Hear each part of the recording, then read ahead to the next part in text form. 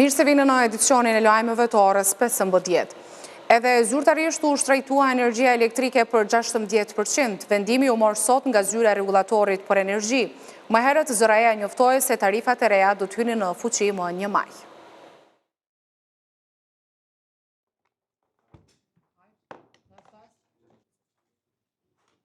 Bordi i zyrës e regulatorit për energji me 5 vota për dhe asnjë kundër ka aprovuar vendimin për shtrejtimin e energjisë elektrike për rreth 16% të tjera për të gjitha kategoritë e konsumatorëve. Bordi para se të merrte vendimin bëri të ditur se ka shqyrtuar rreth 400 ankesa të konsumatorëve dhe një numri rekomandimesh të tjera të palëve të interesit. Zyra e regulatorit për energji nuk pranoi pyetje të gazetarëve dhe as nuk tregoi para tyre se sa përqind u shtrejtua energjia elektrike, por foli vetëm se sa do të lejoj kesin të fitoj gjatë vitit 2025. Kjo situatë nxiti reagimin e gazetarëve, të cilët e akuzuan këtë institucion për mos transparencë. E shtrejtimit të energjisë, kaq shumë e thjeshtë. Respektavën edhe mundë të teme që respektavën maksimalisht. Veç 1%. Veç 1%, shumë e thjeshtë është. 13, 15, 14% sot. A dini sot përqindje? Megjithatë, pasi që zyra e regulatorit për energji përzuri median nga mbledhja e bordit, përmes një kumtese njoftoi qytetarët se është aprovuar shtrejtimi i energjisë elektrike. Rritja mesatare e tarifave për të gjitha kategoritë e konsumatorëve bazuar në të hyrat e lejuara maksimale është rreth 16%. Pjesë e shqyrtimit nga bordi kanë qenë edhe ankesat e konsumatorëve dhe çështjet e tjera të lidhura me funksionimin e zyrës së regulatorit për energji. Zyra e regulatorit të energjisë më herët ka paralajmëruar se tarifat e reja të energjisë elektrike do të hyjnë në fuqi nga 1 maji.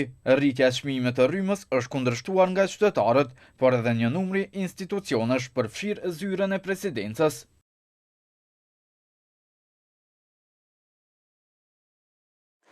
Një numër qytetarësh kanë protestuar në Prishtinë kundër shtrejtimit të rrymës pak orë pasi regulatori i energjisë miratoi kërkesat e operatorëve energjetik për rritjen e çmimit të energjisë elektrike. Njëri nga organizatorët e protestës nga grupi Asnjë Cent më shumë tha se bordi i ZRA-s i ka shpërfillur kërkesat e qytetarëve dhe paralajmëroi vazhdimin e protestave. Sot në mënyrë arbitrare, në mënyrë jo legjitime dhe në mënyrë të njanshme, bordi i regulatorit mori vendim pa i pyetur dhe pa i marrë parasysh komentet e qytetarëve. Ata nuk e përfaqësojnë popullin, tha ai. Protesta nisi në mesditë në sheshin Zair Pajaziti në qendër të qytetit dhe vazhdoi te zyra e regulatorit të energjisë në lagjën Pejton, ku protestuesit u shpërndan të qetë. Organizatorët paralajmëruan se do të dorëzohen padi ndaj vendimit të ZRA-s më 14 prill në gjykatën themelore në Prishtinë. Kjo është protesta e dytë kundër shtrejtimit të rrymës në vend pas asaj më 5 prill. Zyrtari i LDK-s Visar Azemi ka reaguar ashpër për rritjen e çmimit të rrymës. Ky vendim është kulmi i një mashtrimi të madh energjetik që po i bëhet qytetarëve të Kosovës. Pas 4 vitesh skandalesh, dështimesh dhe vjedhjesh, qeveria Kurti 2 po i transferon kostot e korrupsionit dhe pasisë së saj te qytetarët e Kosovës. Parat që duhet të investoheshin në kapacitetet të reja prodhuese, në energji të pastër apo në stabilitet të furnizimit, u zhdukën në tender të manipuluar dhe në afera që asnjëherë nuk u hetuan seriozisht, tha Azemi duke potencuar se pushtetja aktual duhet të mbahet përgjegjës. Dhoma e tregtisë dhe industrisë gjatë ditës i bëri thirrje sërish ZRA-s që të mos e shtrejtojë energjinë elektrike. Në ditën kur zyra e regulatorit e energjisë mbajti mbledhjen për të vendosur për këtë çështje, drejtori i dhomës së tregtisë dhe industrisë Kushtrim Ahmeti tha se rritja e çmimit të energjisë elektrike në këtë kohë rrezikon vendet e punës. Drejtori i dhomës së tregtisë dhe industrisë Kushtrim Ahmeti, teksa kundërshtoi rritjen e energjisë elektrike, tha se bizneset dhe qytetarët nuk duhet të paguajnë dështimet e institucioneve. Ne nga fillimi me kanë kundër, biznesi dhe vetë qytetarët nuk do të paguajnë dështimet e institucioneve të cilat për 4 vitet e fundit nuk kanë arritur të rrisin kapacitetet e prodhimit të energjisë. Domani kemi këto bloqe të vjetra siç i kemi në situata jashtëzakonisht të vështira duke punuar, kemi para dhe dje ramen e njerit blok, i cili pastaj shkaktoi telashe, kemi gati se për çdo ditë njoftime nga Kesko që po rritet vazhdimisht kërkesa për import të energjisë elektrike dhe çmimet e tyre po shkojnë deri në 1 milion euro. Për 4 vjet institucionet kanë dështuar që të sjellin investime të jashtme. Ahmeti shtoi se bizneset janë në situatë të vështirë dhe se me vendime të tilla do të posojë ekonomia e vendit. Rritja në këtë kohë e çmimit të energjisë do të ketë ndikime të mëdha si në rënien e temi aktivitetit biznesor të prodhuesve të tonë, gjithashtu rrezikon edhe vendet e punës, gjithashtu bien normalisht edhe të hyrat bien të buxhetit të vendit, duke ditur pasoj që sa më shumë biznes se ke paguhet edhe më shumë. Kjo pastaj e vë edhe në një rrezik tjetër vetë prodhuesin vendor në këtë rast, i cili pastaj do të përballet me një konkurrencë ashtu siç po përballet tani. Edhe kryetari i Kuvendit të Dhomës së Tregtisë dhe Industrisë Hamdi Malushaj ka shprehur shqetësimin lidhur me procesin e liberalizimit të tregut të energjisë në Kosovë. Unë i bëj thirrje qeverisë me thirrjen sos për bizneset, sepse po përgatitet një dështim i madh, i cili dështim do ta ndjen qeveria bashkë me neve edhe gjithë populli i Kosovës. E din mirë dështimet në sektorin energjetik, ku Kosova do ta kishte energjinë shtyllë të zhvillimit ekonomik, me vitet tona e ka barë. Problemet me energjinë kanë qenë barë e sektorit privat dhe bizneseve. Edhe janë sot. Malushaj kërkoi që Komisioni Parlamentar të shqyrtojë procesin e liberalizimit të tregut të energjisë në Kosovë. Kërkesa e zyrës së rregullatorit të energjisë është që bizneset me mbi 50 punëtor ose mbi 10 milion euro qarkullim të detyrohen të kalojnë në treg të hapur. Korporata Energjetike e Kosovës ka njoftuar se njësia B2 e termocentralit Kosova B është rikthyer me sukses në operim. Sinkronizimi me rrjetin energjetik është realizuar më 10 prill rreth orës 23:30 dhe aktualisht njësia po operon në mënyrë të qëndrueshme dhe brenda parametrave teknik normal, ka thënë Keku. Ky rikthim në operim është rezultati i angazhimit të jashtëzakonshëm të punëtorëve dhe menaxhmentit të termocentralit Kosova B, cilët kanë punuar pa ndërprerje për stanimin e defektit dhe vënien në funksion të njësisë. Fillimisht rikthimi ishte planifikuar të ndodhte në orët e hershme të mëngjesit, mirëpo pas kryerjes së provës hidraulike u evidentua nevoja për eliminimin e disa rrjedhjeve shtesë në kaldaj, çka kërkoi një fazë shtesë të ndërhyrjeve teknike, thuhet në njoftimin e Kekut. Vetëm një nga 7 blloqet e 2 termocentraleve të Korporatës Energjetike të Kosovës ka qenë në funksion gjatë së mërkurës. Bloku B2 me kapacitet prej 250 MW ka dalë jashtë operimit mëngjesin e hershëm të së mërkurës, shkaku i një avarie.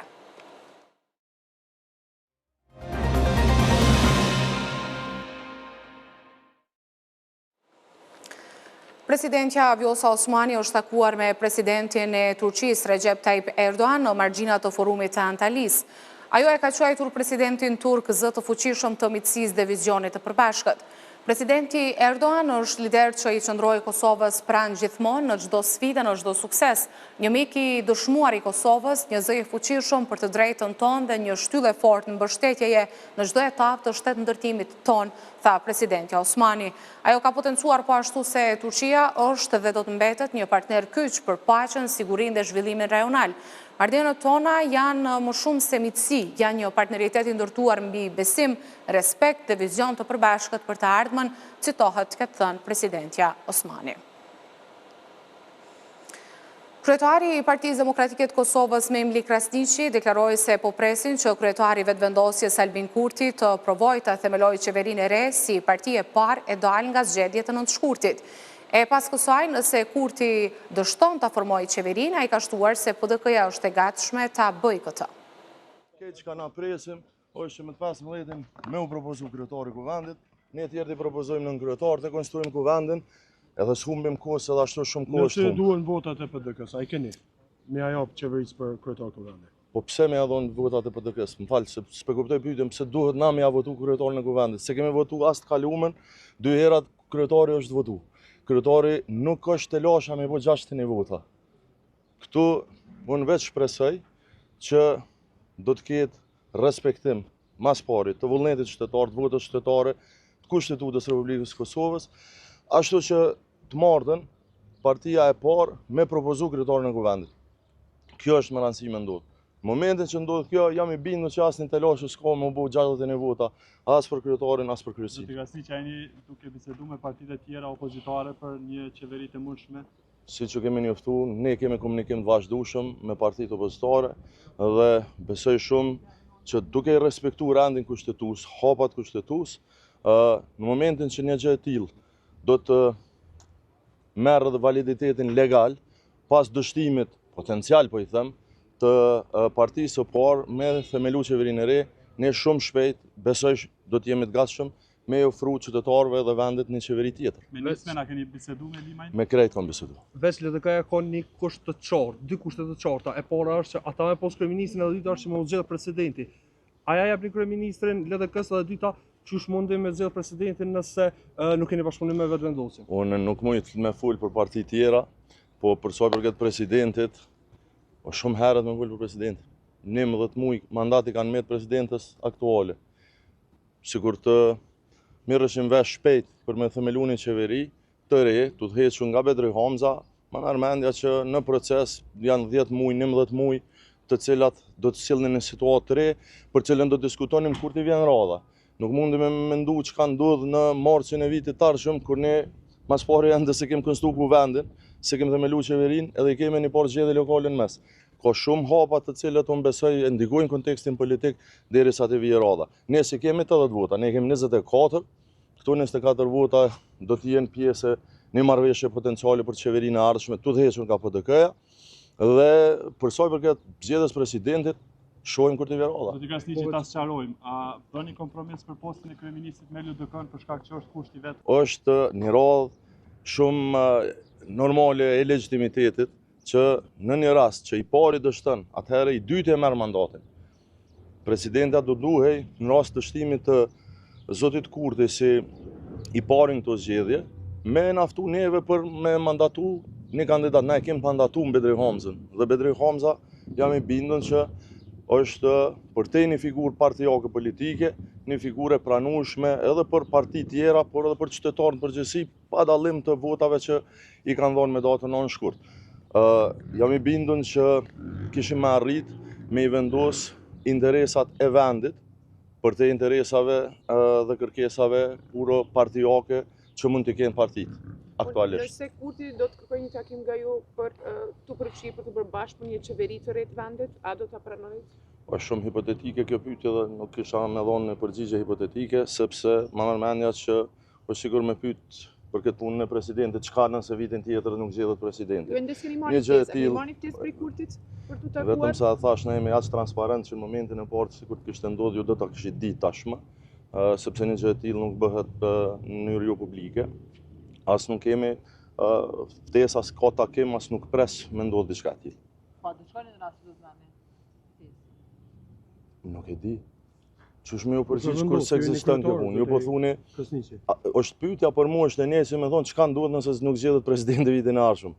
Falni, pyetjet hipotetike kërkojnë përgjigje hipotetike dhe përgjigjet hipotetike në politikë nuk janë zakonisht të preferueshme. Ju falenderoj shumë. Kryetari i partisë, po normal që jam kryetari i partisë dhe vendosi unë. Po s'po tregoj ty sot çka vendosi.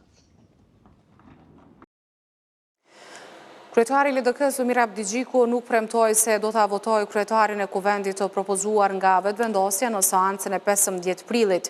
Ai pas regjistrimit të deputetëve të LDK-s në legjislaturën e re, tha se nuk kemi arritur ende në fazën e diskutimeve ndërmjet partive opozitare për formimin e qeverisë.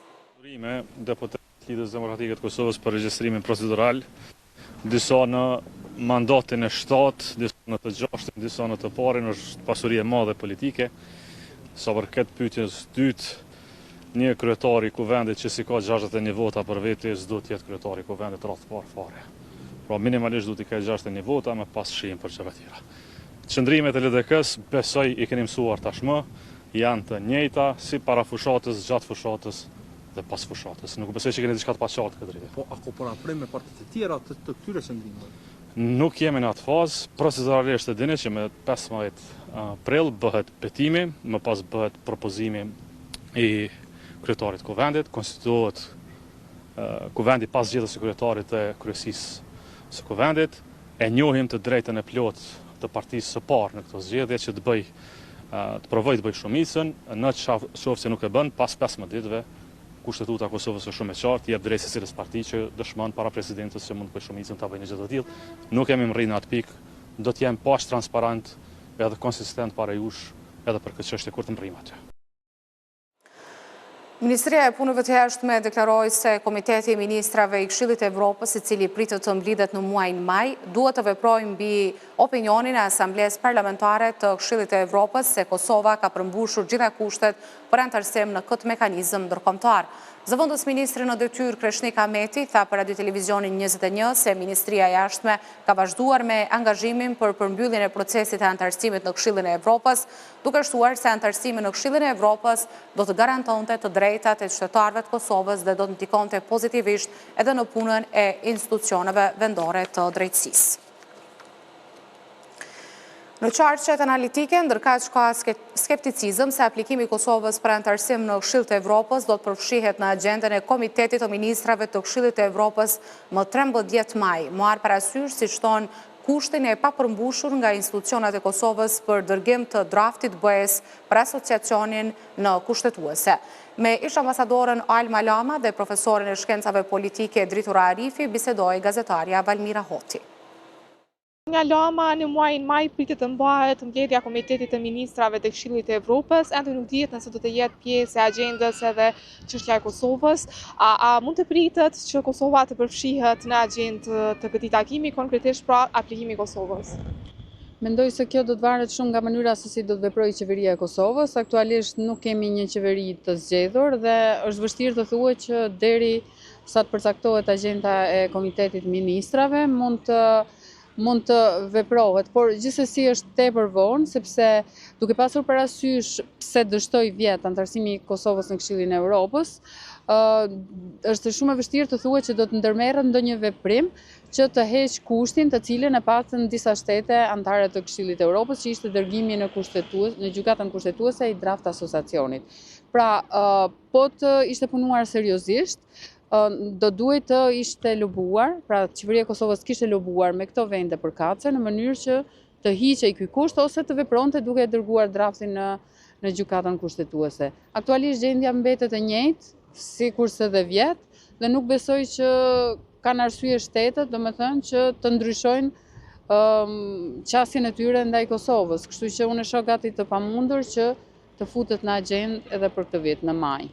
Pra, sërish asociacioni do të jetë pengesë sipas jush për antarësimin e Kosovës në Këshillin e Evropës, sidomos gjatë këtij viti që do të ketë sipas jush fare ndonjë shpresë apo jo? Po, mendoj që është kusht i njëjtë, ne nuk kemi dëgjuar ndonjë nga vendet anëtare të cilët e kushtezuan Kosovën, që ishin vendet e Kuintit në fakt, që të ketë heq këtë kusht të antarësimit. Do të kemi parasysh që Parlamenti i Këshillit të Evropës votoi pro, Kosova i kaloi të gjitha fazat pra për antarësimin dhe mbeti vetëm tek vendimi i Komitetit të Ministrave, që janë realisht vendimet e shteteve, dhe Kosova aty nuk u fut fare në agjendë sepse nuk i plotësonte këto kushte.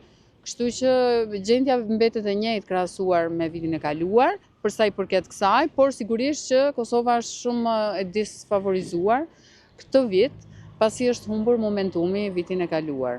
Ndërkohë, a do duhet që qeveria e ardhshme, cila do që do të ishte ajo që të bënte hapa drejt dërgimit të draftit të asociacionit në kushtetuese, në mënyrë që t'i hapi rruga për të kaluar pra edhe këtë hap të antarësimit në Këshillin e Evropës? Do duhej në fakt dhe të shihej pastaj se si është ky draft. Kushti nuk ka qenë shumë i vështirë, sepse ajo çfarë mbron kushtetutën ose që mbron shtetësinë e Kosovës në raport me një draft i cili mund të jetë problematik, është gjykata kushtetuese. Ajo do të jepte verdiktin e saj nëse janë shkelur ose janë tejkaluar kompetencat e kushtetutës së Kosovës në raport me asociacionin, por veprimi ka qenë tërësisht politik, pra veprimi për mos ta dërguar ka qenë politik nga ana e qeverisë Kurti për të mos marrë barrën e përgjegjësisë politike për këtë draft që ja ka sjellë Kosovës. Ndërkohë që qeveria e Kosovës vetë e ka pasur mundësinë që ta draftoj vetë një statut për asociacionin e komunave me shumicë serbe. Nuk e ka bërë këtë, ja ka sjellë Bashkimi Evropian, e ka kundërshtuar, kështu që mbetet faj mbetet tek qeveria e Kosovës. përgjegjësia. Faleminderit shumë për kohën. Çfarë presni ju? A ka gjasa që është anëtarësimi i Kosovës, aplikimi në fakt, të përfshihet në agjendën e këtij takimi? Jo, duke parë rrethanat të cilat Kosovës ju ka kërkuar që të bëhet anëtarësimi në Këshillin e Evropës, dhe duke parë që ne ende s'kemi qeveri dhe askush nuk po do me marrë përgjegjësinë, sepse kushti i vetëm për Kosovën është që ta dërgojë draft statutin e asociacionit të komunave serbe në gjykatë kushtetuese dhe kjo do ishte mjaftueshme për Këshillin e Evropës që të bëhemi antar në këtë institucion shumë të rëndësishëm, kuptohet, për rrugtimin e Kosovës drejt institucioneve ndërkombëtare, por për fat të keq për shkak edhe të jo formimit të qeverisë, por edhe jo seriozitetit të çështjes se si e kemi trajtuar deri tash, nuk besoj që do të ketë ndonjë lëvizje në këtë drejtim. Pra edhe këtë vit nuk do të kemi ndonjë lëvizje pozitive për anëtarësim, apo jo? Duke referuar edhe ambasadës gjermane në Kosovë, e cila ka potencuar se ky është kushti vetëm, për të lëvizur tutje, prandaj mendoj që edhe këtë vit nuk do të kemi ndonjë mundësi tjetër. Po, ndërkohë, si duhet të veprojë qeveria e re, kur do që të jetë në krye të qeverisë në lidhje me këtë çështje? Po tash kanë ndryshuar edhe rrethanat gjeopolitike, tash duhet që të diskutohet çështja pak më thellë, pra jo vetëm Këshilli i Evropës, sepse mendoj që nuk është problemi vetëm edhe te Kosova. Mendoj që duhet Bashkimi Evropian, specifikisht Gjermania dhe Franca, duhet ta dinë apo ta ka një strategji se ku dëshirojnë ta shohin Kosovën nëse Kosova i akcepton të gjitha marrëveshjet të cilat është zotuar. Pra këtë nuk e kemi si garancion nga këto dy vende të fuqishme. Dhe disa nuk ekziston ky bashkëpunim dhe ky vizion se ku duhet të jetë Kosova, atëherë besoj që do të kemi këto probleme. Edhe nëse e dërgojmë asociacionin në gjykatë kushtetuese, nuk është e garantuar asgjë. Prandaj ky është këtë problemi për të cilën çdo qeveri që do vijë duhet të diskutojë më hapur dhe më thellë me partnerët evropianë. Faleminderit shumë për vizitin.